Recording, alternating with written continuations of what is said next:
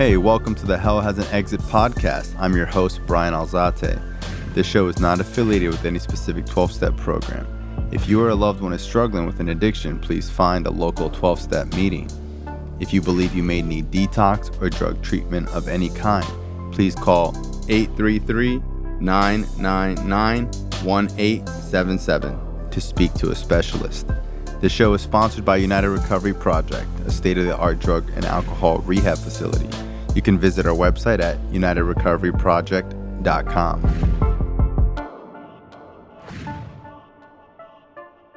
Hey, welcome to Hell Has an Exit. I'm your host, Brian Alzate. On this show, I interview guests who are recovering addicts. And today I have Alexis L on the show. Thank you so much for having me. Yeah, absolutely. So you've worked at the treatment center that I own and operate for 5 years now?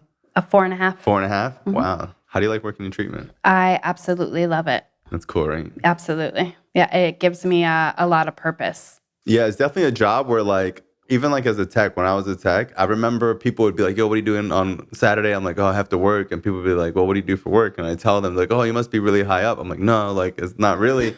And they're like, well, I'm sure they could find someone to fill in for you. I'm like, no. Kind of doesn't work that way. And it's like when one person doesn't show up to work, it fucks up so much shit. Yeah, the whole machine is off. Yeah, so you definitely feel like you need to be there for it to run efficiently. And there's a lot that goes into treatment that are a lot of people building skills and de-escalation and so many things that we learn that a lot of people go to school for years to even get a chance to work at some type of facility. Yeah, it's definitely been a big learning experience for me.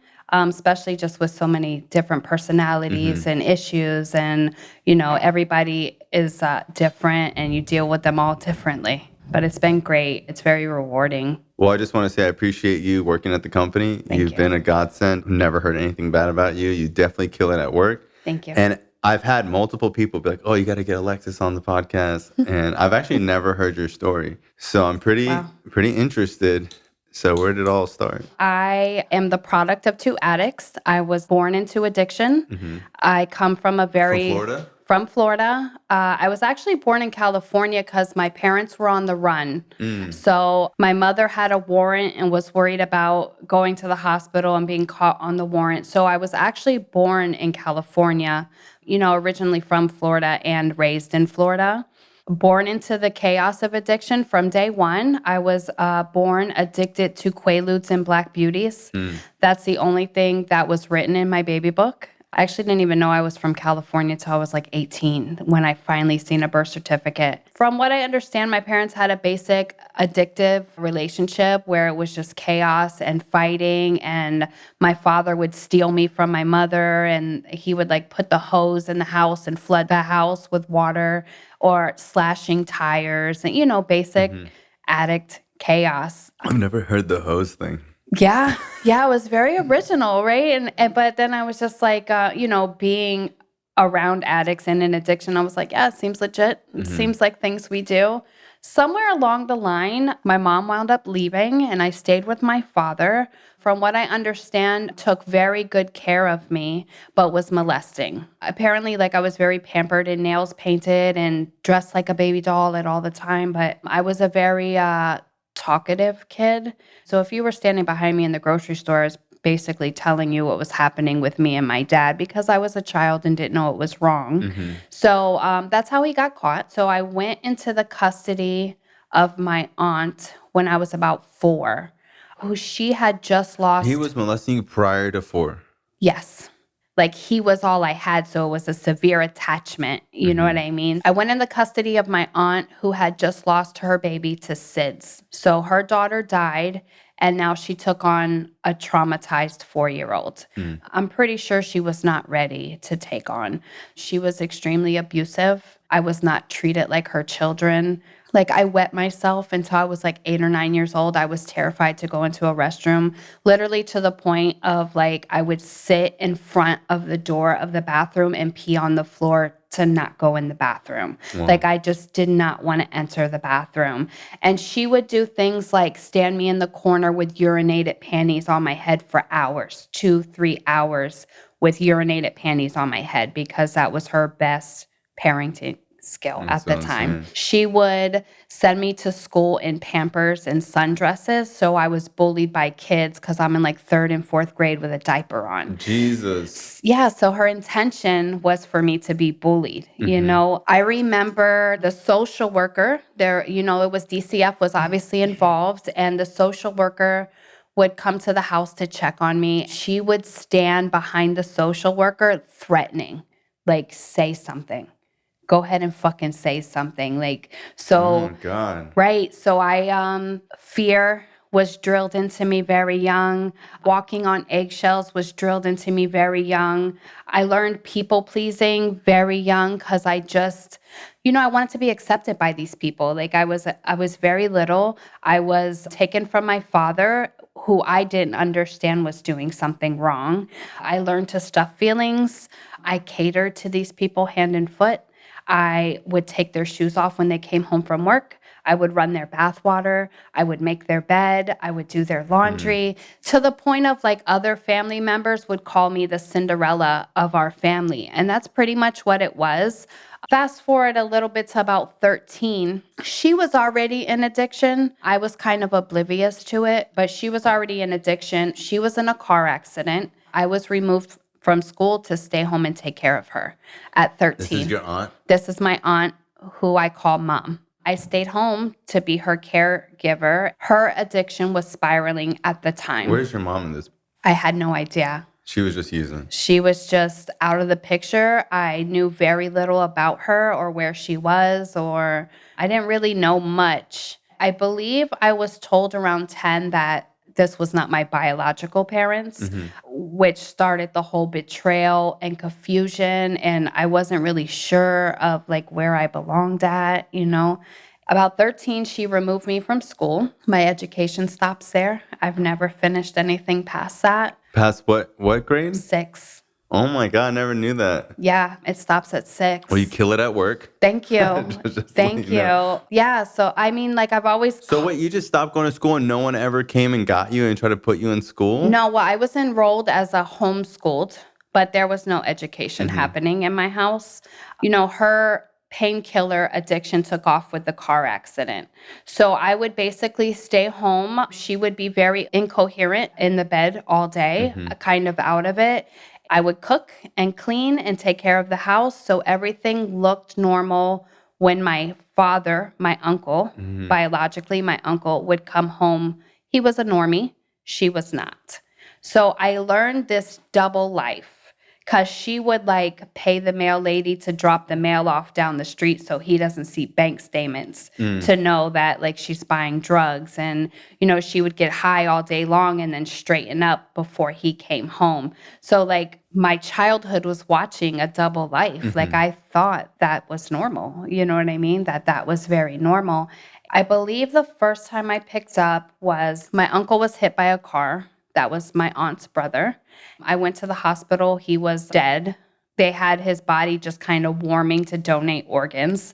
She smoked a joint with me in the parking lot at the hospital. Your aunt? My aunt. Like it wasn't this like holy grail for me. Like, oh my God, this is it. And it's that's not what happens. I think it was the first time like I had a bond with this woman. I had something with her. Like I was accepted. Me and her are now connected in a way, which I had been trying to have a connection with her my whole life. You know what I mean? So it was like, we now have a secret together and I am now being accepted by this. Some type of equal. Yeah, you know, so I think that's kind of what started it for me, was just being accepted, you know, bonding with her. You know, everybody kind of wants to feel like they belong somewhere. Like I wanted to belong to a family that I never felt like I fit into, and now I do. Somewhere in that, I believe she started giving me Percocets. You know, it was, I would take a Percocet and OCD clean the house and cook dinner and do all the laundry. So like now I'm an all-star in her eyes. Like I'm an all-star. You know, she would give them to me kind of sporadically. It wasn't like just feeding them to me, but it did get to a point where like I was stealing them and hiding them and stuff like that. There was one afternoon, she asked me to make her something to eat, and I didn't hear what she said. So I was like, what did you want? And she snapped on me. I mean, throwing hands, left and right. I ran away at that point. Like I needed to escape. Like I have always tried to escape, and like I was suffocating, and I didn't want to be in that home, and I didn't want to be part of these people. My whole life I had this fantasy that like my mom was coming. Like my mom is going to show up and my life will be different if my real mom comes. My real family doesn't know I'm here, and if they knew me, like this would all be different. And I mean, she never came. She never showed up. I ran away and I went to New York City on a bus. What? From Florida? Yeah, at 16 years old. I just happened to have like a lot of jewelry. I pawned all my jewelry and got on a bus, went to New York City. And I was only there maybe a week or so, and she showed up. She found you? She came. She came. She always presented herself as like this great human that's saving this poor abused child. And you know what I mean? It was always like this false image that she put out to people. Performative. Absolutely. She adopted me at 17. She adopted me maybe 7 months before I turned 18. And the reason that was, considering she had custody from 4, is because as long as I'm a ward of the state, ward of the court, you receive benefits, food, rent from the state. You know what I mean? So at 18, those benefits stopped. So she adopted me at a little before 18 and changed my name to Alexis White. And like, I was devastated. Like, I did not want these people's name. Attached to them. I didn't want, and then it was just like, how does nobody see what's going on? You know what I mean? Siblings? I had 2 brothers who are biologically my cousins. I mean, we're raised together. What were they saying during all this? They were treated very different. Like, she was good to her children. This chaos happened like from 8 to 4. They're in school, my father's at work, and I'm being homeschooled with her. So it also plays into like the double life with her. Absolutely. Like, I just thought this was very normal. I thought it was very normal. At 18, I left. I got married immediately. Like, it was, escape. Like, I need to get out. I had no idea how to be an adult or cope with normal life. But because I had been doing things like cooking and cleaning, and so I thought I was ready. I could be a wife. You know what I mean? I could do this. I have this all figured out. The guy that I married was, I want to say about 8 years older than me. The street life, thug, garbage. It's embarrassing today. It's so embarrassing. But at that time, like, he made me feel safe and he made me feel accepted and secure. He had a severe cocaine addiction. I would start testing things with him, and it was kind of like on the weekends, and I stayed home and he worked and he paid all the bills. And on the weekends, we would party. And then I got pregnant. I got pregnant with my first son at 20. I did not use. That baby was born perfectly healthy. I had the baby, and I was just like dropped alone with this child. I had no idea what to do with him. You know what I mean? Like, and postpartum depression was happening.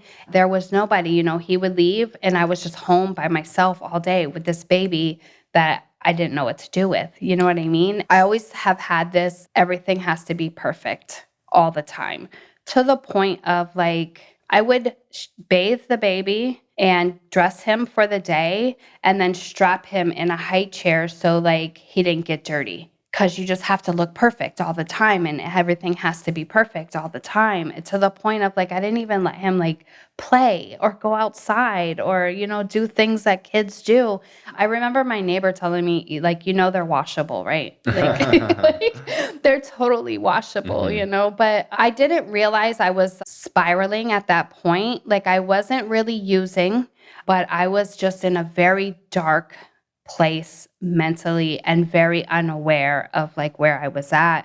And then I got pregnant with baby number 2. To be very honest, I didn't want him.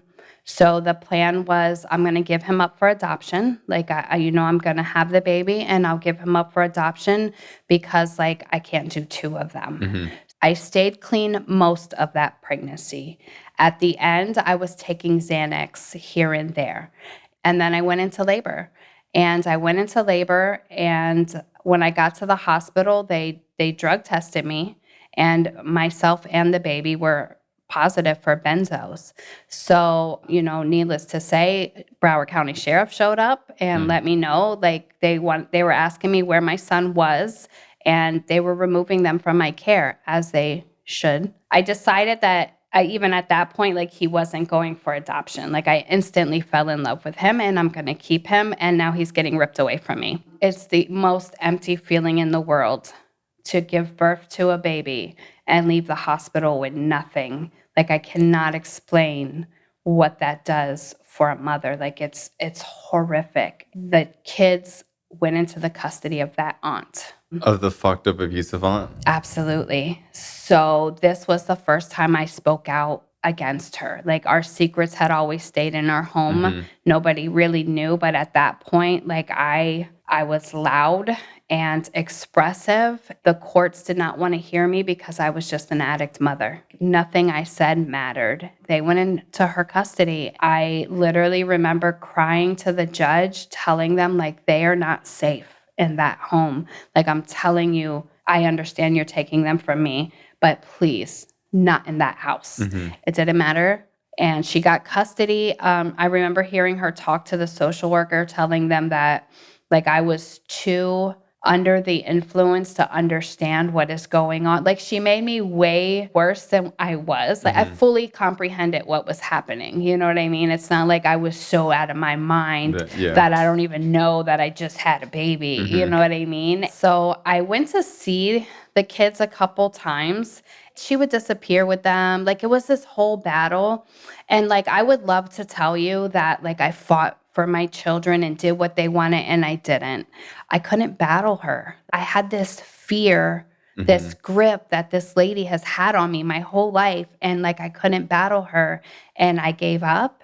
It's going to sound so fucked up, but this is where I was at the time, was like, I gave up, and then it was like a relief. So I didn't have any responsibility, and my addiction just spiraled. It spiraled at that point because this was more trauma and hurt. I mean, literally from 4 years old, that had built up to this point of, now I just lost my children to this evil human that society sees as this great savior. Like, I just went into a rabbit hole, and my addiction spiraled. I lost all contact. I had no idea what was happening with them. I was not helping support them. I was not available. I didn't show up for birthdays. I didn't show up for holidays. Like, I literally fully checked out. And then my son died in her care. Oh my God. Yeah, my son died in her care. I didn't know for a week later. I didn't even know. How old was he? He was 3. This was right before 4th birthday. Apparently, the neighbor's fence was destroyed by whatever hurricane had just came through at that point. She was outside with him. She went inside. She's saying she was using the restroom. I believe she was using, and left him outside, and he went into the neighbor's swimming pool and was not found for 3 hours. Oh my God. Yes. I didn't know for a week, probably because of my own fault. And how I found out was my husband at the time's boss called to offer their condolences. And that's how I found out. That's how you found out? That's how I found out. I showed up at her house at 2:00 in the morning. And by the grace of something so much bigger than me, she refused to open the door, which, like, now I'm grateful for, because, I would have been happy doing life in prison and okay with it, a suicide mission after that. First it was victim, you know what I mean? Like, oh, my son died. Give me more dope. My son died. What do you got? At that point in time, like, what's your drug use like? So at that point it was, I was still semi-functioning, still had, like, a home, in a marriage, not a healthy marriage. But after that, literally nothing mattered. It landed me to sleeping behind a dumpster on a wood pallet, and okay with it. I didn't even see anything wrong. Like, I was okay there. I was happy there. Me and my husband had split at that point. I was okay with hopping in and out of cars to supply my habit and sleeping on a wood pallet behind a dumpster on Fort Lauderdale Beach, and okay with it. Zero human contact of any kind, like, fully just isolated myself from everybody and everything. And like, I lived to use and used to live. When it comes to Valentine's Day, I'm all about the candy, and that's why I'm loving Native's new limited edition Candy Shop collection. Like all Native products, they are thoughtfully formulated to keep me feeling and smelling deliciously fresh all day long. You know Native for their aluminum-free deodorant. Native keeps their ingredients list bared naked, with ingredients you understand like coconut oil, shea butter, and baking soda. Native deodorant checks a lot of boxes: 72-hour protection, naturally derived ingredients, and smooth, residue-free application. Native also offers a variety of scents, with new and limited edition scents being released all the time. When you use Native, you will smell amazing all day long thanks to their long-lasting scents. Want to smell spicy and wood, sweet or clean and fresh? Native has a scent option for everyone. Gummy bears, strawberry, vanilla taffy, and sour berry belt are some of my favorite. When you visit their site, you can discover all their fresh scents and maybe even try out one of their body washes while you're at it. Right now, go to nativedeo.com/exit or use promo code EXIT at checkout to get a 20% off your first order. That's nativedeo.com/exit or use promo code EXIT at checkout for a 20% off your first order. There was nothing at one point, never, where I was like, I don't want to live like this anymore, or what am I? That never happened. Like I was okay with dying like that. Like I was fully okay with this is where my life landed, and it's no desire to even get better. I was car hopping one night, and a cop stopped me. He was just like this good-hearted person, and he did not want to take me to jail. And he told me, he was like, you don't belong out here. And he took me to a treatment facility. I obviously wasn't ready at that time, but I did stay in that treatment facility for... They took you right away. Yeah, they took me right in. I literally had nothing. I had no identification. I didn't own anything. Bottom of the barrel, just fully bottom of the barrel. And I stayed in that treatment facility for, I want to say 14 months. I did very well in structure. I don't remember what they titled it, but I was pretty much a lead on the floor. They paid me $50 allowance every week for, checking behind other people, making sure chores are done. I did very, very well. And in this treatment facility, after you're there for 60 days, they allow you to go work. And then they put up 70% of your check, so that when you are leaving, you have Money. this lump sum to start out with. And I left there 14 months under my belt. I got into an apartment. Were meetings of recovery a part of that? No. So this was, they didn't bring in a lot of 12-step. This was basically a state-ran facility. You know what I mean? It's like treatment/homeless shelter. Yeah. H&I didn't come in. 12 steps were not taught. We did go to life skill classes. We had to do 4 hours of education every week. I didn't make it 2 months out of that program. I had no idea that this was an ongoing battle. It's like I graduated and I'm done. I'm good. I did what I was supposed to, and now I'm good. You know what I mean? I haven't done a drug in 14 months. Fine. Not fine. And it started this cycle of in and out of detox, in and out of jail, mostly for small things. But in 2013, I robbed a job. I was at a job and I was robbing the job, and I got caught. I went to jail and I was given 3 years probation. I couldn't stay clean. I was never caught using. They would do these random drug screens, but it wasn't a 12 panel, or it was literally just one random, and they just never picked my drug at the time. Wow. Yeah, you know what I mean? I would be tested for marijuana and cocaine, but I've been doing heroin. You know what I mean? So I skated that pure luck. I would have no special skill. A friend of mine who I had used with for a very long time, she went to Georgia and was doing very well. So for my birthday, she sent me a train ticket and told me to come to Georgia and get clean. This is a friend? This is a friend. She told me to come to Georgia because she did it. You know what I mean? She went to Georgia with zero. She rebuilt. And so I went. That was in 2015. That's the last time I have used an opiate, was in 2015. I did okay in Georgia for maybe, this is just white knuckle, like no recovery, no support, no steps. No, this is just Not pure, using. yeah, just trying to white knuckle it. You Mm-hmm. know what I mean? So I got to Georgia. I did well for some months. And then I met the one, right? He was smoking crack. I was the addict that was like, Like in a cute way? you know what I'm saying? Like, I was an addict that was like, I didn't think I was that bad because I don't smoke crack. You know what I mean? Like, I'm a high class heroin junkie, okay? But I don't smoke crack. So, just FYI, I didn't smoke crack until I smoked crack, okay? It's so funny because when I was using, people used to say that all the time. Yeah. And in my mind, I thought I was better. I was better then. You know what I mean? Like, it's not that bad. I don't smoke. Oh, you smoke crack. Like, but I'm using dirty needles. You know what I mean? So he was smoking crack, and my best decision making was like, I get it. Yeah, I understand. Like, I'm going to love you through this, you know? He was abusive. I went through his phone, and there was penis everywhere, dude. Like, Oh my God. not a female in sight. I stayed with him. Oh no. I stayed with him. Like, oh, I get it. You can't accept who you are, and you're just angry with me because. Did you bring it up to him? Absolutely. Absolutely. And I stayed with him and I smoked crack. There you go. Absolutely. Because, I understand why you're like this, This didn't last, obviously didn't last long. Where is he now? I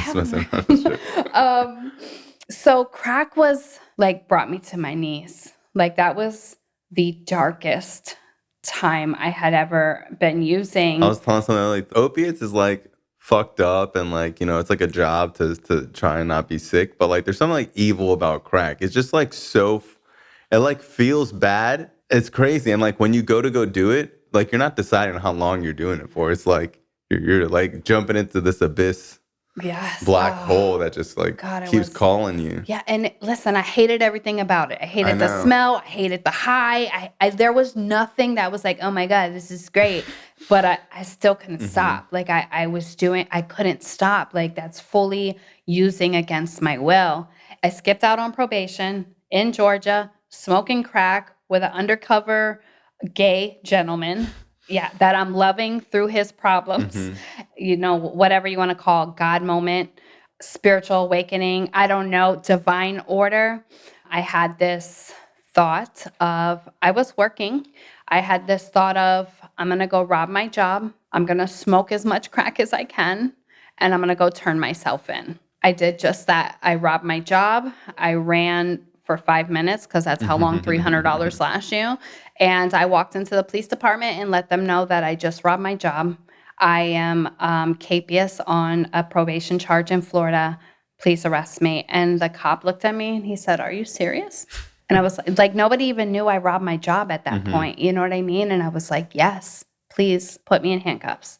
That was just like, save me from myself. Like I was just done. That was my full moment of surrender. I give up. I don't have anything left in me. Obviously, I was incarcerated. I was in jail about a year in county in Georgia. I highly don't recommend it. But I can honestly say that was like the easiest year of my life. Like it was the easiest year. I had just I fully gave up. I started praying to a God I didn't know. My prayer was as simple as like, just guide my footsteps. Like, I don't know where I'm going. I don't know how to do this, but I don't want to go backwards. And I kept it that simple. Like I was cool in jail. When they were releasing me, I had a whole meltdown. You know what I'm saying? Like there was a whole meltdown, but there was some things like when people get arrested, the first thing they want is to call their mom. And like, I didn't have that. You know what I mean? Like I didn't have that, that kind of weighed on me. I did start writing my older boy while I was incarcerated. How old were you at this time? I was 37. And so he had to be about 16, 17. Obviously, I've been 5 minutes clean and I'm incarcerated, so I have my life together. So let me explain, I'm sorry and this is why. And like, pouring out my heart to him. I had fully been absent from his life for like 13 years at that point. And he's still raised by the aunt? Still by the aunt. he wrote me back and told me, like, I don't care what happened. I just want my mom, period. Like, no Wow. anger, no malice. I was prepared for Wow. him to be mad. He should. He had every right. And he wasn't. He wasn't angry at all. Like, that's what I did in jail. I said one simple prayer. I wrote my boy. I started to build a relationship with whatever my God was at that time. And then I reached out to a friend who I had been in detox with at some point. She stayed clean and got her life together. So she was like my only support, and she worked a very strong 12-step program. She was very firm in that, but she held very firm boundaries with me. So after a year in Georgia, I was extradited 6 days in a paddy wagon back to Florida, continue my probation in Florida that I skipped out on. I'd rather did another county year than take that 6-day drive. Oh, it was brutal.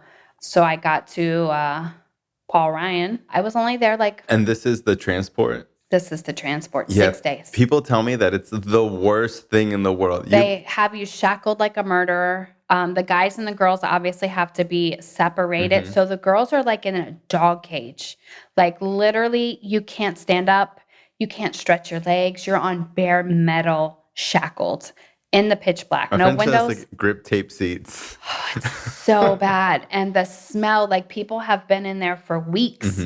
Like the Yeah, body. because there's people that are getting transported all throughout the country and they're on the same bus. Because, I remember my friend telling me he said the same thing. He's like, bro, I'd rather do a year in prison than to ever do this drive. Absolutely. Yeah, it was like pitch black, no windows. You're freezing. The clothes I had on were like 2 sizes too small because you put on a little weight when you're sitting in county. So it was brutal. So I got to Paul Ryan. I was there maybe 3 days, and they reinstated my probation and was getting ready to release me in Florida. So I hadn't been here in a year.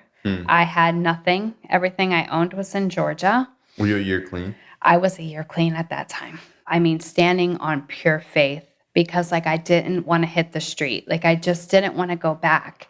And as I'm being released, there was a girl being released at the same time with me that I had seen in some meetings when I was in detox seeing H&I. So I recognized her face. I didn't really know her, but I knew of her. And from what I understood, she had a strong program. So I asked her if she would give me a ride to my one friend that was being supportive. And she said, yeah, no problem. 10 minutes later, I'm in the dope man's car with her. I had never felt so uncomfortable. I didn't want to be there. Like I knew at that moment that I did not want to fucking use. Like I did not want to fucking use.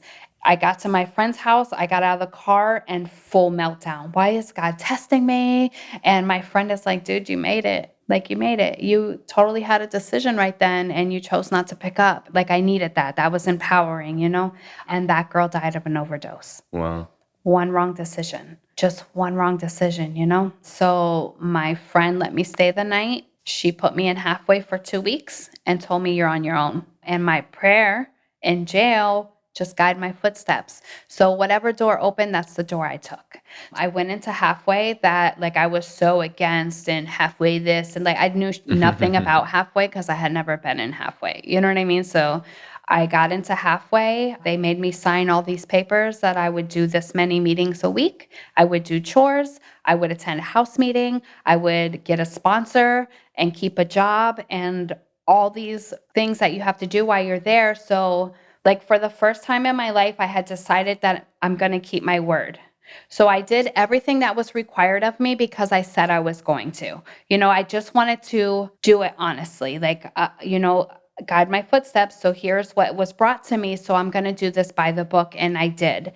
I lived at a 12-step clubhouse probably for like the first 6 months because I didn't know what to do. Like I didn't know what to do. I didn't know where to go. Whatever meeting was happening, I was in it. I didn't care what it was. Whatever 12-step was available at that time, that's where I was. Like I had no opinion on which one was better or like, cool, I live here now. Like I'm just going to live here. And like I didn't go home until they were locking the doors. Yeah. There was a lot of unnecessary drama in halfway. Like I just didn't participate in any of it. Like I fully just stayed in my own bubble. I lived in meetings. I got a sponsor. It was so stupid to me. Like, it was stupid to me. Like, I was like, this lady is not going to tell me what to do. You know what I'm saying? She doesn't know my life. You can't dictate what I do. I was an asshole. I was so angry and an asshole. Like, I would call her every night and cuss her out, but I was calling every night. Like, she didn't care. Like, I was still picking up the phone and calling every single night, even though I'm like, yes, same shit. Have a great night. You know what I mean? Like, and she was so sweet and caring. And like, I literally messaged her one day and I was like, why do you give a fuck? Like, you don't even fucking know me. Why do you care? You know what I mean? And she literally told me, because somebody did it for me. Like, that simple. These walls started to come down and I started to build a relationship with this person. I started attending meetings regularly. They told me to keep coming back. Like, my whole life, I had wanted to be a part of somewhere, be accepted somewhere. And like, here's my tribe. Like, I found my tribe, you know what I mean? And no matter what I said or did or told these people, like, they were like, hey, I love you. See you next week. Yeah. You know what I mean? And it You just could be like, fuck this place. I never want to come back here ever. And people are like, yeah. yeah. Or like, this was the only place that I can go and just be like, I robbed people that were good to me. And they were just like, we love you. You know what I mean? Like, no judgment, no guilt, no shame. You know what I mean? Slowly, these walls started to come down. You know what I mean? And I started opening up to people. And then I started listening to people that made me feel like my problems weren't as big as I thought they were. Like, I had nothing to be ashamed of. I started hearing all these quotes that were very annoying in the beginning, and then suddenly they started to make sense. But I was not committed to doing 12 steps. I'll go to your meetings. I have this sponsor. That's all I'm doing. I'm not doing book work. Yeah, this doesn't make sense to me. You know what I mean? Like, this doesn't make any sense. Why do I need to write down what I did or what happened to me? Because I already know. Like, what's the point? And then I went to the World Convention in Orlando. Oh, wow. I went to the convention I was and there. Yeah. listen, it was, this moment of pure God intervention. Because I stopped for a minute and there was like 21,000 people from like crazy. 60 different countries. And like there has to be something to this. Like, all these people didn't get together because these 12 steps are bullshit. Like, that moment, I was like, I'm going to do these 12 fucking steps. That's cool. I'm going to do your fucking 12 steps. And if I don't like it, I don't have to do it again. You know what I mean? Honestly, 1, 2, 3 was amazing for me. I love them. I love them so much. I did them 4 times and wouldn't go past it. There you go. My sponsor was like, if you do a solid 3rd, like, there's nothing to fear in the 4th. And I'm not afraid of the 4th. Like, I don't have any fear. So you kept going back 1, 2, 3 with your same sponsor? Yeah. No, I switched sponsors. Okay, so you would switch. You do 1, 2, 3 and then switch. Absolutely. Okay. Absolutely. I did that 4 times. 1, 2, 3. 1, 2, 3. And I love 1, 2, 3, by the way. They're my fave. They were like, my sponsor at that time was like, what's the fear of the 4th step? And like, I'm a G. Like, I'm not afraid of your little 4th step, And then I started to do the 4th step and realized like the feelings that come behind it was the fear. Like, yes, I can tell you everything that has happened or I have been through, but to relive the feelings was brutal. It was bad. It was very heart-wrenching. But I can tell you that, like, I literally had like a fan club that was like cheering me through the 4th step, like literally to the point like I would be in it and somebody would call and be like, hey, take a break. Let's go have coffee.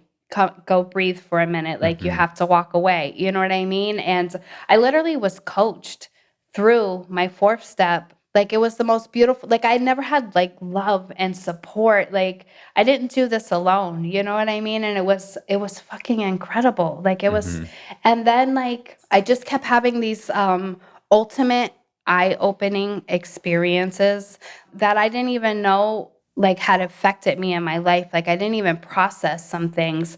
Like, when my biological father had passed away, everybody was happy. They were cheering. The child molester is dead. Like, yes, he deserves that. Fuck this guy. I didn't feel that. Like, I didn't feel that, and I mourned in hiding because, like, I was ashamed that I was hurting because I shouldn't be. He Hmm. hurt me. I should be happy, and I wasn't. Like, he was my father, and I was mourning his death even though he was a fucked up human, you know what Hmm. I mean? And then I was in a women's meeting, and this lady shared this about her uncle, like, the same thing, and I was just, like, mind blown. Like, I That was other people go through the same thing here. yeah, like, and that, like, nothing was wrong with me. Like, Hmm. it's a human emotion, and my feelings were valid, and he was my father, and I have a right to grieve. You know what I mean? I remember I was I forget where I heard this woman speak, if it was in person or if it was on a speaker tape. And I remember she had a crazy story. Like her parents put her in cages. They would give her like one sheet of toilet paper a week. And she said, like, people write books about the stuff that happened to me as a kid. And she said she grew up, she developed schizophrenia and like all these crazy things, became like, a homeless drug addict. And she said that, at 7, 8 years, she got to a point where she didn't have to stop taking, or she was able to stop taking meds. When she had like 13, 14 years clean, she did like all this work on herself. And she's like, when you come into my house, I have a picture of my parents right when you walk in. And it's when they were kids. And people are like, why do you have that shit here? Like, don't you hate your parents or whatever? And she said, I want to remember that they were kids once too, and someone fucked them up. Oh, yeah, it's powerful. Yeah. Absolutely. That even in my fourth step, my aunt Hmm. that raised me as my mom, the hardest part of my fourth step was her. It was the most intense. And then I started having these thoughts of like, I was pissed at my biological mom because she left. I did the same for my kids. You know what I mean? So it Hmm. was like this torn of emotion. Like, I'm still a hurt little girl that's mad at her mom. But as a mom with a drug addiction, I get it. Like, I Hmm. understand, you know what I mean? I wasn't driving the bus at the time. And then with my aunt, like she fucked me up bad, you know what I mean? But like she raised my son amazing. Like my son is this amazing young man that I was not capable of doing, you know what Hmm. I mean? And if I want to be fully honest with myself, like this little boy lost his mom, dad, and his brother. Welcome to the Genesis House powered by the United Recovery Project. Located in sunny South Florida, we offer drug and alcohol addiction treatment as well as a major focus on dual diagnosis. Our addiction therapy programs include behavioral therapy, 12-step facilitation, psychotherapy, life skills training, and more. At our facility, you can expect a low client-to-staff ratio, daily group therapy, weekly one-on-one therapy sessions, and luxury amenities such as volleyball, basketball, pool, chiropractor, personal trainer, yoga, massage therapy, and more. Contact the United Recovery Project today and let's create a better tomorrow. Like I checked the fuck out, and this little boy had to feel every bit of like the loss of his brother, his mom leaving him, his father gone. And I never once processed like what my son was going through. It was me. It happened to me. My son died. This happened to me. You know what I mean? Through 12 steps, like I learned that one, like it didn't happen to me. Like it just happened. It wasn't personal, it happened. Like And they say, it's like, you can't get mad when it rains and you get wet. like I started learning all these like amazing things, but I had to be at a point in my life where I was open to accepting and like seeing things from a different perspective. Like it took me a long time to learn that like my issue wasn't even the drugs. The drugs were not my problem. Like there was so many of my problem than the actual substance. And that took me a long time to grasp because, I went in and out of detoxes thinking like I'm detoxed, I'm good. You know what I mean? Probably almost 2 years clean, I was asked to speak. I had this huge fear. It's quite intimidating. Everybody's staring at you. You feel like you're expected to say something so profound. I boohoo ugly cried, like to the point of hyperventilating and not being able, because I had never been that open with my story. Like I had never, I would let people see as much as I want you to see, Hmm. but like just butt naked raw, I laid all my cards on the table. And like through that, like I learned that there was power in my story and that like there was somebody coming behind me that needed to hear like we do recover. Like that there is life after all of these things, you know, even working in treatment. I can't tell you how many people have lost their children. It's my chance to give purpose to like, there is life after, you know. With my son, I carried so much guilt and shame, and had I fought for them, he wouldn't be dead. And had I not been an addict, he wouldn't be dead. You know, somebody said to me one time, you think you're greater than death? You think you could have stopped death? That's how powerful you are? And like, that was so profound. And I was just like, wow, you know, like the guilt of my son's death left at that point. Now in my recovery, like I strive to make that little boy proud. You know, every time I celebrate, the medallion goes to the baby. You know what I mean? Like I want him to know like his mom is okay. You know what I mean? And also with my older son, you know, like our relationship is not amazing. It's not where I want it to be, mainly because he still lives with the aunt and she has him like in these grips. You know what I mean? And how old is he now? He's 23. When I first was released, I kept going over there because like I have these weird emotions with her. Like I said, like I'm still that hurt little girl with a lot of anger toward her. Listen, when I first got out, I went to see her and she was suffering from a lot of health issues. I was happy.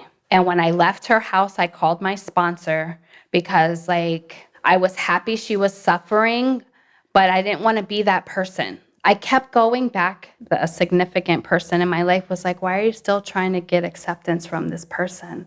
And I am. Like, I was still like, look at me. Look at how good I'm doing. Like, still looking for acceptance. And like, I'm still not all the way sure why. You know, I've had to learn to forgive people that are not sorry. I had to learn that like. And is her like perception like, oh, that never happened, or it wasn't that bad, or you're making it seem crazy? Yeah. Well, that too, like, you know, in my recovery, she had went into a treatment at one point. And like all I could think is like, oh, well, you're doing a shitty job on your steps because like you haven't made amends to me. You know what I mean? Where am I in your fourth step? Again, like this shitty perception on recovery because like she's just, you know, the mask of like, look, everything's amazing. And like, I'm like, well, if you did a thorough fourth step, like I should be in there somewhere. You know what I mean? Like she's never owned it. I've had to accept that she's not going to, but I've also had to learn that like her character doesn't dictate mine. And like, I am not going to be a bitter, hateful, wishing evil on somebody because you're a shitty fucking person. You know what I mean? When I read Will Smith's book, he grew up like an abusive alcoholic father. When he got older, their relationship mended and they were totally fine. But he said like when his dad was dying, he was like helping him up the stairs or something. And he had this thought of like, I could kill him right now and like nobody would know. Absolutely. And it's like, dude, this is Will Smith. You know what I mean? I think it's just natural, like human nature. Like that was, you know, I was talking to somebody because I have issues with like resentment, you know, and I was telling someone like, sometimes I feel like it's all gone. I'm totally good. And sometimes I feel like it's there. And sometimes I feel like, so, you know, people act like forgiveness is like an event. And I remember he said, forgive a little bit of peace. Forgive a lot of peace. Yeah, that's true. And I was like, wow, because it's like every day is different. You know, it's like I forgive a lot or I forgive a little. Yeah, I think it just matters where you're at the moment. You know what I mean? But I think the expectation of it going, because then I'll shame myself for still being angry and be like, I shouldn't be angry anymore.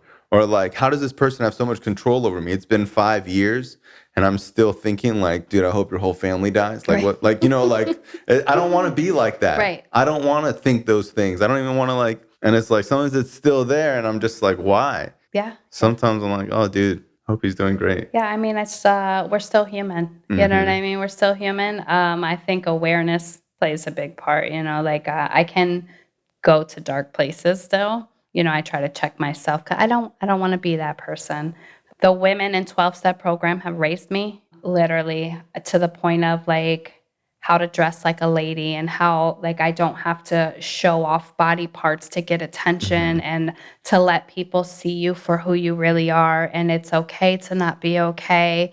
And, you know, it's okay to fuck up. Like I had such a problem with lying Like, cause like if I do anything wrong, like it's shameful for me. Like everything has to be perfect. So like to be able to say, yeah, I fucked that up. Like it was a whole nother freedom. You know what I mean? And guess what? Like it's okay. Like it's so okay. And the people around me are like, dude, it's okay. We fuck up, you know? Yeah, and people don't see that because like the purpose of the podcast, like one of them is that to show the years of the journey that like we're still working on things because prior to like recovery, when I would like read books about addiction, the last page would be like, and then I just stopped using it, like the book ends. And like people don't see how you can have a year clean and still be struggling in so many areas and multiple years clean and still learning things that other people learned in kindergarten. You know, I remember going to meetings and this guy used to say, like, everything I'm learning in recovery, I was supposed to learn in kindergarten, you know? Treat people how you want to be treated, put things back where they belong, don't lie, you know? When you use for so long, it starts to damage your personality and who you truly are. So, you know, people ask, like, do people change? And, like, drugs change us. You'll see somebody, and then when they become addicts, they're like, who the fuck is that? Like, they're not like that. Right. And, like, that takes a process. To undo that is a process, too. So it's like, you know, the same thing, just like in a reverse way. You know, we're undoing all those knots that we had tied while using. Absolutely. And like I'm 5 years in and I still feel like I'm just scratching the surface. So, you know, like it's like you just showed up on earth 5 years ago. Yeah. But like the journey is just like amazing. It's so beautiful. You know what I mean? The people that have strategically been placed in my life along the way, like that's definitely God's divine order. You know, these women have literally raised me, whether they realized it or not. And like you're saying with like the character, personality, like I had no idea who I was, what I wanted to be. You know, I just knew I didn't want to live in the street, you know, shoot dope all day, every day. And then like I would just hear things. I would hear people talking about people in meetings in the most beautiful, positive way. And I was just like, God, I want people to say stuff like that about me. Like, she always shows up. You know, she's very honest. She's caring. She's a giving person. She's very supportive. Like, I wanted people to talk about me like that, you know? And like, I just made these little baby steps, you know? And like you were saying, like what we learned in kindergarten, like I had a sponsor tell me, like, if you don't want people to lie to you, don't lie to people. If you don't want people to steal from you, don't steal from people. Like what you expect in people, you have to learn to be yourself, you know? And like I worked hard to do that. Like integrity was the best gift recovery has given me. Morale, like these things are, you can't put a price tag on, you know what I mean? Like I thought it was just about like, you know, getting a secure home and a job, and like the blessings of recovery are so much more than that. And they're like things you can't buy. You know, like when I got in recovery and everybody was getting their families back, and I knew I was not going to get a family back because that's just not an option for me. Like I didn't realize like I was going to be able to build my own family. You know what I mean? Of like love and compassion and support and empathy and things that you want in a family that like I will never get from like my biological family. Right. You know, like I didn't realize like it was so many gifts coming my way. Like I remember sleeping on a bus stop, you know, the sun would be coming up and people were very put together and clean and looked fresh and and going to their jobs. And like, I wanted to be one of those people so bad. And like, now I get up and I'm get dressed and I go, it's like everything I've ever wanted, I really have, you know what I mean? And it's like, it's not anything that money can buy. And it's all because of a 12-step program and people in that 12-step program. Listen, I know you're my boss, but when I started, I didn't know what an email was. You know what I mean? Like I'm probably 6 weeks into the job and they're like, are you checking your emails? I had no idea what an email was. Like, what is an email? Yeah, like I didn't even know what that was. You know what I mean? And like now you send like 20 a day. Constantly, you know what I mean? And how to speak, you know what I mean? And like I've been raised in a 12-step meeting. I've learned how to be a professional woman and carry myself like a lady and own my mistakes. I'm accountable, I'm employable, I'm trustworthy. Like these things are amazing. Like they're amazing. My car is legal, all the way legal. You know what I mean? Like my bills are paid. You know, I don't have to sleep with a man because I don't have somewhere to go for the night. Like it's a whole nother freedom besides the the drug use. You know what I mean? People tell me, here, watch my purse. What? You know what I mean? Like that right there is like the best blessing, to be trusted. Yeah, and that's something that like when we get clean doesn't happen. I remember I probably had a couple months clean. My dad was driving and we went to go get gas and I was in the back seat and my mom was in the passenger seat. And for some reason, like he used my mom's card. And I remember he was putting gas in and he yelled over like, "What's the pin?"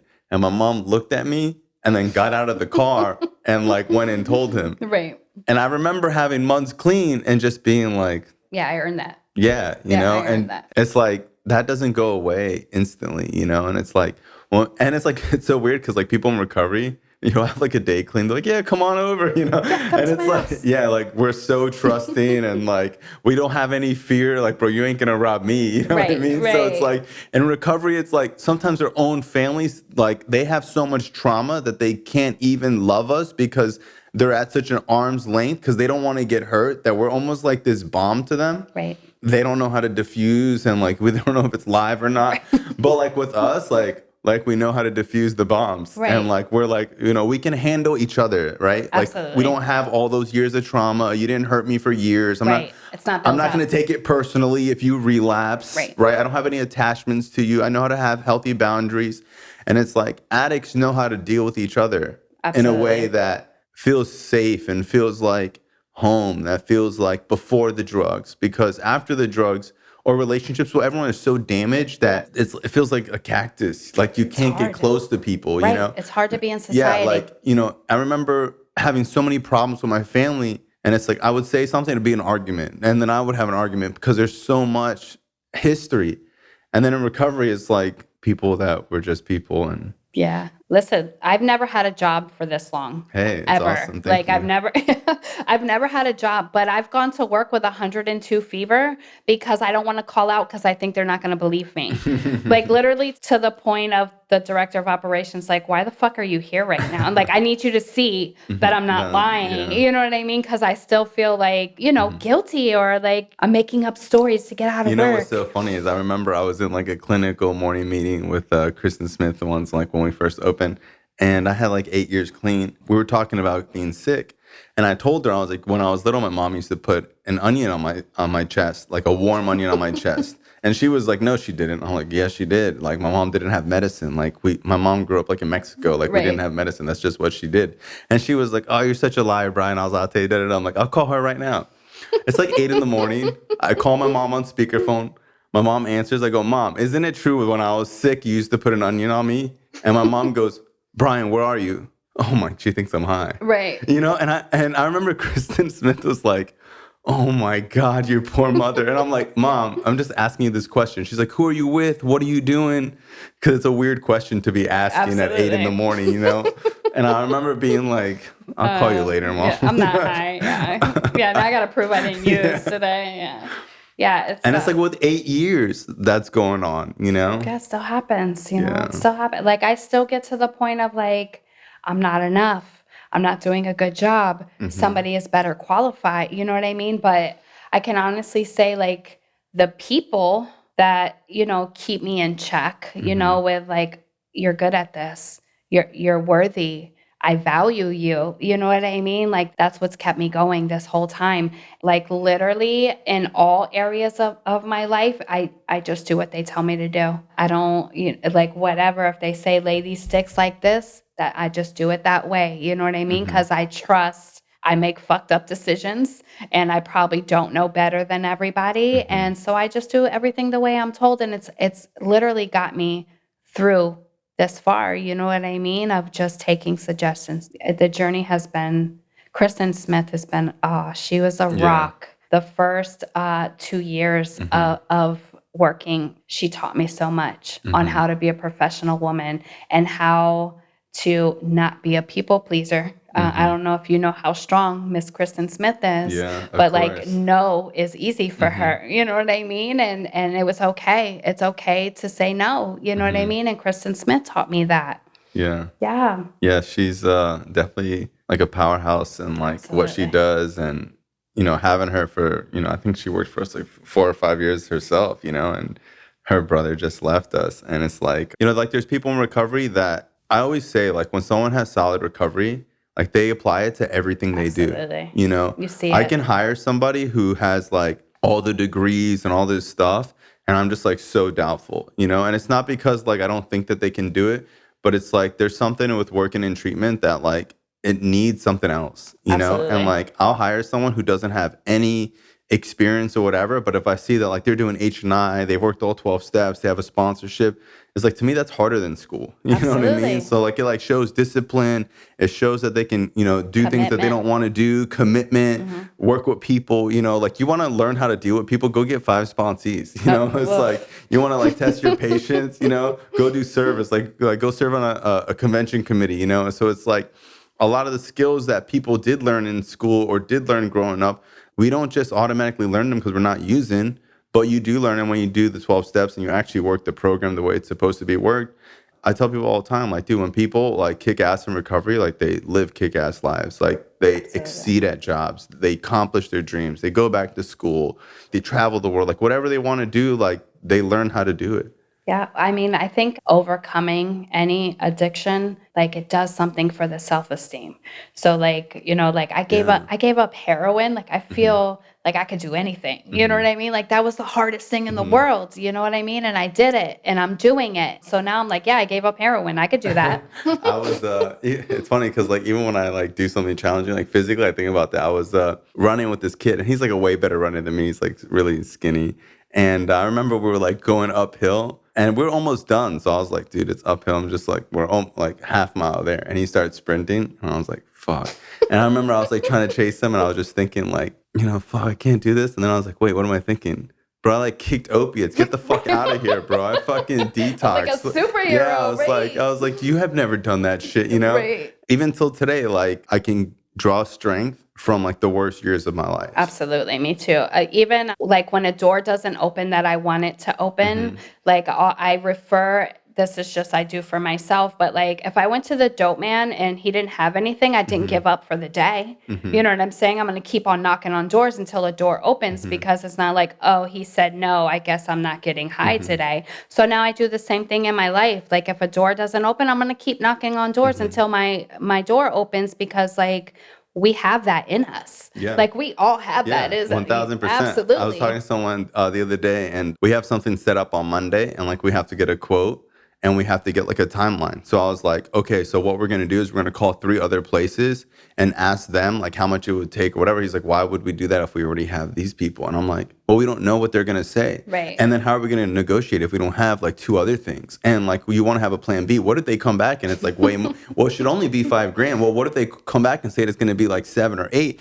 And it should only take like 3 to 5 weeks. What if they say it's going to take 2 months? So I'm not saying you have to commit, but like, let's get some other things going at the same time. And he was just like, oh man, you do things so crazy. I was thinking like, that's what I do in my addiction. When I was using it, was like, things lined up. We learn like when we're using, we're like little CEOs. We got this person money. We go over here. We told this lie. We got like 18 different people like in our phone, all like working some type of system for us. Absolutely. That's like if we just learn to apply it in other aspects, like we're unstoppable. You know what I mean? Like I have so much love for people in recovery who have like fought for that. Like I love nothing more than when people celebrate. Like it's just like, you know what I mean? Like it's an amazing feeling, an amazing accomplishment that only another addict will understand. Yeah, and sometimes it's like the smallest thing to other people, but like I remember being like, I bought a fucking couch. I never bought a couch before, because a couch is like an extra thing, like a bed is like you need, like I remember the first time I was like couch shopping, like I never bought a couch in my life. It felt cool to be like, I just bought a couch, and like, and you get to go to a meeting and be like, I'm not trying to brag, but like I bought a couch today. Yeah, I got a sofa today, and it's like little things. Like I still remember like the first time I was buying a toothbrush and I was like, you know what? I'm going to spoil myself. I'm going to get like an electric toothbrush. I bought like the sickest toothbrush, and it's like, I'm sure like some people, spoil themselves and do things, but it's like when you're a drug addict and like, you don't even think about food. Nothing, water, nothing. Yeah. Basic needs. I remember my friend being like, oh, my boy's not answering, so like, let's just go to Subway. And I remember being like, why would we go to Subway when we could steal food And he was like, and I remember him looking at me like, wow, it's really like that. I was like, yeah, bro, Yeah, for you're me, pretty fucked up. yeah, I'm not buying food. Right. Yeah. It's the mentality that addiction takes us to is just insane. Like I lived behind a dumpster and thought nothing was wrong with my life. Like denial was so strong. And then like now today, like I can't imagine going back there, but like I have so much love for the people that are there. You know what I mean? Because like I believe behind all of that is some kind of hurt and trauma or so Yeah, like no one just starts killing themselves. You know no, what I mean? yeah, like none of us wanted to be there. You know what I mean? Like that wasn't our plan, to end up there. It was just like a lot of bad choices until you're in the grip and you can't get out. And then like by the grace of a God that is so loving, like here we sit today, fully free. Like that's the most amazing thing is that I don't wake up every morning and think about dope. You know what I mean? Like I can't tell you the last time I've actually thought about dope or about, I don't know, it doesn't happen often, but maybe 2 years ago I was driving past a liquor store and my thought was like, I'm gonna stop and have a drink. Alcohol is not even part of my story. Not that it couldn't be. Like, I'm sure I would be an amazing alcoholic. My thought was like, I'm gonna stop and have a drink. And then but this recovery happens where like I know where it's going. The whole tape played, you know what I mean? And like that thought was in and out in 2 minutes, just like gone. As to before, like it would have been an obsession to the point if I have to go in the liquor store and steal something, like because I can't shake the thought, the obsession has been lifted, you know what I mean? And that's amazing. It's so powerful. And I can't even, when somebody's walking in new, it's hard to get them to realize like this is gonna pass. Like the obsession will be lifted. There is freedom. Just keep coming back, And I mean, how many times did you hear that in the beginning? You're like, these people are fucking. You're not obviously not an addict. Like I'm an addict because like the and like we don't really offer much direction. It's like, well, just don't get high and then come tomorrow. Right. And then there's like this confusing place of like you're in recovery and they tell you like don't hang out with using people, but yet we need to reach out to the newcomers. So it's like hard to find this boundary of like I'm going to take this guy that comes to the meeting all the time high as shit. I'm going to take him to lunch. Yeah. You know what I mean? Like it's, kind of this gray area of, what's okay and what's not. But I remember being in meetings, nodding out in the back. I remember a lot of people talking, and there was this one specific lady that come sit next to me, baby. It's not contagious. You know what I mean? Yeah. That she was my first sponsor, but she That's would cool. literally like I would go pick up 60-day chip. I wasn't 60 minutes. You know what I mean? And she would just support. Yes, girl, go get your chip. That's like cool. just loving and supporting. With no judgment. Like I never felt just like unconditional love from people that literally want nothing from me but to be okay. Like that's it. I want you to make it. And that's all, like I don't have to give anything. I don't have to prove anything. I don't have to cater or serve or take your shoes off or for you to love me. You know what I mean? It was a 12-step program has been like just the biggest gift, like honest friends and support and compassion. It's really like mind-blowing sometimes. What blows my mind is that, and it was here the whole time. Right. Yeah, but we didn't know. It was just like always there. Right. But you just didn't know. You know what I mean? And I think that's in the divine order. Graced by 12-step programs here and there in my detox cycles. I can honestly tell you the first year I didn't even realize it was a 12-step program. Like I didn't even hear it. Like that's how closed-minded I was, like I was the angry girl sitting in the back, headphones in, and then wondering why it's not working. This shit is stupid. Nothing's happening. Like I just wasn't there. And then like, when I was ready, I was ready. It's still it's like living a double life. You know what I mean? I've got to live on both sides, and it's pretty incredible. Hey, well, I want to thank you for coming on the show. I love you very much. Hopefully we can do this again sometime. Thank you so much for having me. Thank you. Thank you.